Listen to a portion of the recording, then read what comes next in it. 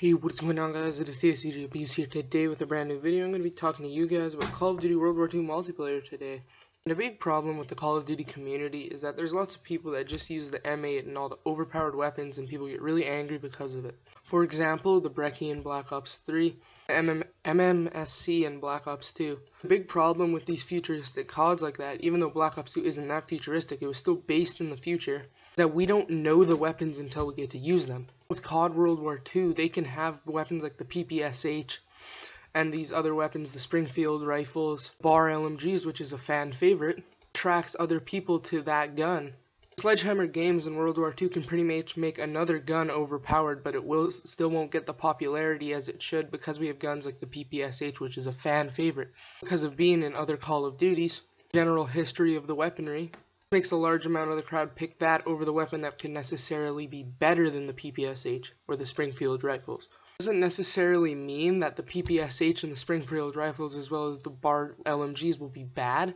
They just could make weapons that could be way better than those, better weapons than those, and they still won't be picked as much because there is that fan base around the PPSH. An example is watching all this early beta access that has been around YouTube for the past day or so. There's lots of people using the PPSH, but there's also lots of people using the Type 100, which clearly is a better gun, proven in the beta.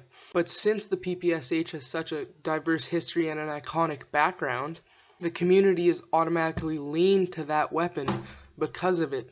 Again, with the MX Garand, the Enfield rifle could be better than it, but since the MX Garand has more of a diverse history in it, or the M1 Garand, sorry about that, but since the M1 Garand has such a diverse history, the Enfield rifle could be better than it. But although it does have that history, more people will choose it just because of that. And although there is people that will still use the very overpowered weapons to their advantage, the community will be much smaller, like the Brecci community in BO3 and the NV4 community in Infinite Warfare, which made it difficult to enjoy the game because the guns were so unbalanced. Another thing that will sort of balance the game out is that World War II happened between 1939 and 1945. Burst weapons weren't invented until the 1960s, therefore eliminating the M8A7 and the M8A1 from the game. And of course those are in the Treyarch games, and this is a Sledgehammer game, but it is the similar factor of the burst weapon being the most powerful gun. Or in BO3, as the Pharaoh was a burst submachine gun, it wasn't used that much, but it was a very powerful gun.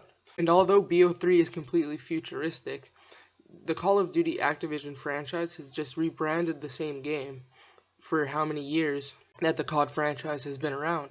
Now what Sledgehammer Games is doing with these divisions is trying to sort of get away from the Call of Duty roots, and instead of just rebranding and refinishing the game, they're trying to remake the whole system of how it's played. All I can say is I can't wait to see what Sledgehammer Games has in mind for this upcoming year, and I really think that this will somewhat restore the Call of Duty community to what it once was in the older Call of Duties like Modern Warfare 2. And looking at this early access beta gameplay from people, it seems like Sledgehammer has made the game less of a run-and-gun game and more of a tactical game like Battlefield. It just shows with the divisions, the infantry, mountainous, and airborne is similar to the artillery, assault, infantry, and scout that has been implemented in Battlefield. So I think that'll about wrap up the video. If you guys did like it, please make sure to leave a like and subscribe. And if you enjoyed, make sure to turn on the post notifications. Thank you guys for all the support on the recent videos. And a few people are asking me, who is It's Frosty? He's actually a friend of mine. He is pro in Rainbow Six. I've been trying to get in the editing community, and I just edit his aces for him. So that will wrap up the video, and until next time, peace.